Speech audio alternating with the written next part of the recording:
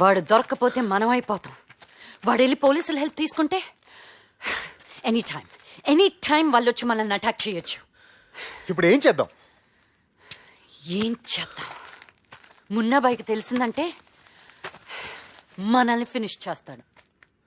వద్దు, ఫస్ట్ ఇక్కడి నుంచి అడ్డమారుద్దాం. ఆ బిజినెస్ మ్యాన్ ఎక్కడ దాచారు? మిమ్మల్ని.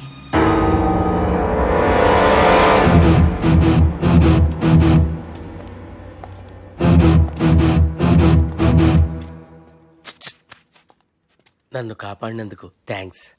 ముందు ముందు ఏం జరుగుతుందో నాకు తెలీదు. అంత అయిన తర్వాత థ్యాంక్స్ ఇద్దరిగానే. అలా అయితే రూమ్లోనే ఉండేవాళ్ళంగా. ఓపెన్ చేయండి. ఏంటి? మీరు వెళ్ళి రూమ్లో కూర్చోండి, మేమిద్దరం వెళ్ళి మొత్తం అంతా చక్క పెట్టుకుని వస్తాం. I'm sorry. It's okay.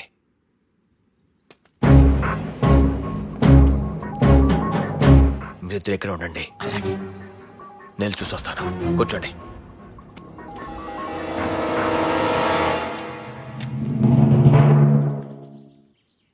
చాలా మంచోళ్ళ ఉన్నాడు. మంచోడా? నన్ను సిచ్యువేషన్ లో పెట్టి తనే ఇంటికి వెళ్ళనివ్వండి, చెప్తా. I'm sorry. అలా ఎంతసేపు చూస్తారు? పదండి వెళ్దాం.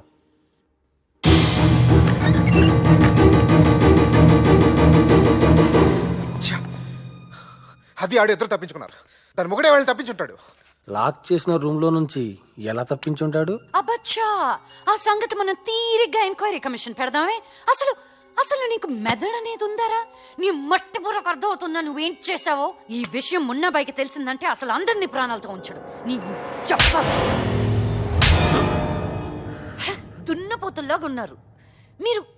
అసలు ఇద్దరిని ఒకే రూమ్ లో పెట్టాలన్న ఆలోచన నీకెలా వచ్చిందా?